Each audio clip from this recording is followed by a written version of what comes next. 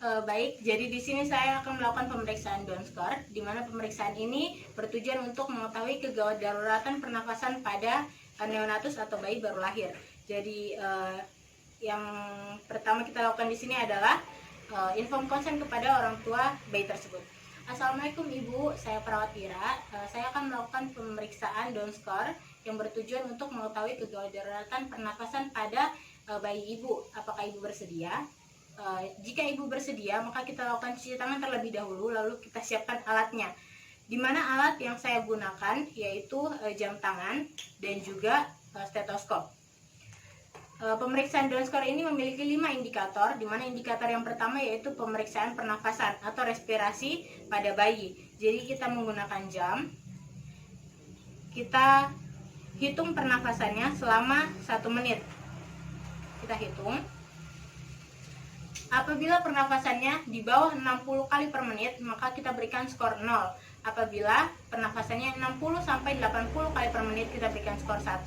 Dan apabila pernafasannya di atas 80 kali per menit, maka kita berikan skor 2. Indikator yang kedua yaitu pemeriksaan repitasi, di mana kita bisa melihat interkosta pada bayi, sela-sela iga dan juga subkosta pada bayi, apakah mengalami cekung atau tidak.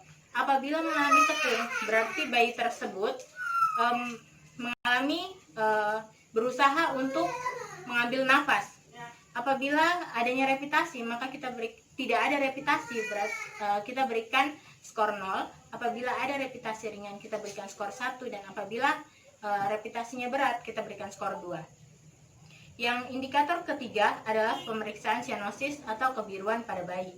Jadi apabila tidak ada sianosis pada bayi, maka kita berikan skor 0. Apabila ada sianosis pada bayi, lalu kita berikan oksigen dan sianosisnya hilang, maka kita berikan skor 1. Dan apabila adanya sianosis atau kebiruan, kita berikan oksigen, namun masih terjadi sianosis atau kebiruan, maka kita berikan skor 2. Indikator yang keempat adalah kita periksa jalan masuk udara. Jadi yang kita lakukan di sini adalah kita tutup salah satu hidung dari bayi, lalu kita lihat pada bagian hidung yang terbuka apakah jalan masuk udara baik atau tidak. Lalu kita lakukan di sebaliknya. Apabila bilateral pernafasannya baik, maka kita berikan skor 0. Apabila terjadi penurunan masuknya udara, maka kita berikan skor 1. Dan apabila tidak ada udara yang masuk, maka kita berikan skor 2. Indikator yang kelima yaitu pemeriksaan grunting, di mana pemeriksaan grunting adalah merintih pada bayi. Apabila tidak ada grunting pada bayi, maka kita berikan skor 0. Lalu kita bisa memastikan menggunakan stetoskop.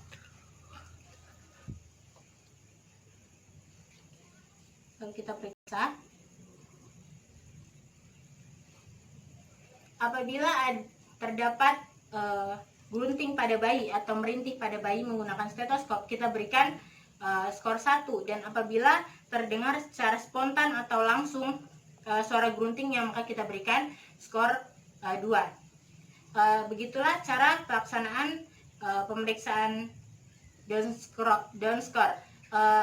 Interpretasi dari Down score ini, apabila kita mendapatkan nilai 4 di bawah 4, maka bayi tidak mengalami respiratory distress.